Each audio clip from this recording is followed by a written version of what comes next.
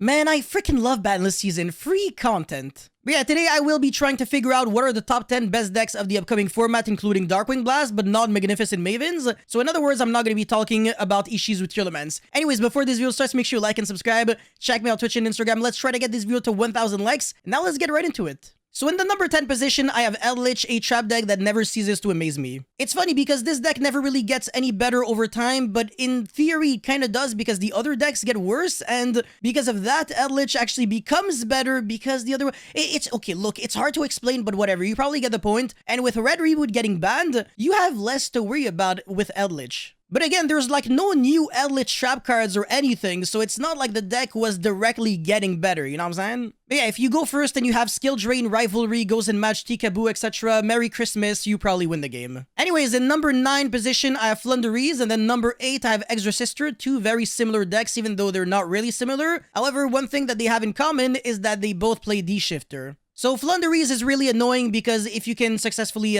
resolve Robina, you probably win the game because that would be M-Pen with like the trap card or the field spell. The Windbear statue, a lot of decks probably can't win through that, so it's kind of like a one-card FTK, and if you have the field spell, you can play through hand traps and stuff like that, so that's actually really nasty. And with Exorcister, it's kind of similar in a way. If your opponent doesn't have the cards to beat you, you probably win, and again, because of D-Shifter, you're gonna be stealing a lot of games against Tearlaments. Do keep in mind, however, that those decks kind of have a lot of bad matchups, so you kind of want to play them as meta calls, and not really going blind into a format that you don't really understand yet. Alright, in the number 7 position, I have a deck that actually did get better with the ban list, and that would be Drytron. So with Ben 10 going to 3, the deck did get a little consistency boost. I don't know how relevant it is, but it's still something. And there are like 10 billion ways to play Drytron, so there's like the Megalith version, there's the Herald of Perfection version, and then there's like the turn skip version, whatever. There's also a stupid FTK, but I mean, who cares? Very annoying deck. I can still do a lot with 2 cards, so yeah, because of that, Drytron kind of has to be in the top 10 best decks. It's also a deck that can utilize Mystic Mine and can play set rotation with its own field spell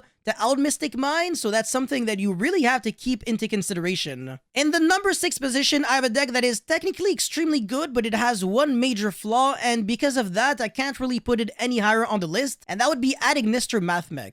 Don't get me wrong, the deck is extremely good. It can play a lot of hand traps, it can combo off with one single card, the boss monster is insane, but unfortunately, the one negate that you have is Dunmari, and it doesn't really deal very well with the Mystic Mine field spell. Reason for that is because Dunmari negates a card on the field until the end of the turn, and of course Mystic Mine is a field spell, so it kind of stays there, so when you pass turn, the Mystic Mine gets unnegated, and you kind of just win. But yeah, it's still a really good deck, so that's the reason why it's in my number 6 position. Number 5 is a deck that I don't understand at all, so I'm not even going to pretend like I know it, and it's Rika Sanavalon. It won Euros, and it didn't get nerfed whatsoever in the ban list, and it can play a lot of Floodgates, Board Breakers, Mystic Mine, and all that fun stuff, so if you know how to play the deck, you should probably play it because you're gonna be catching a lot of people off guard, including me. Number 4 is actually not even one single deck, it's actually a combination of 10 billion different decks because they're all the freaking same, and that would be Mystic Mine decks. That could be Altergeist, that could be Eldritch, that could be freaking Sky Striker, it could literally be everything. Nothing matters because they all have something in common. They play Metaverse, Terraforming, Demise of the Land, Mystic Mine, and a bunch of annoying cards to protect the Mystic Mine. Very frustrating. In the number 3 position, I have a deck that I finally understand because I started playing it, and that would be Charbrigade Splight, and I can tell you, the Ronin Totem ban literally changes absolutely nothing at all to this deck.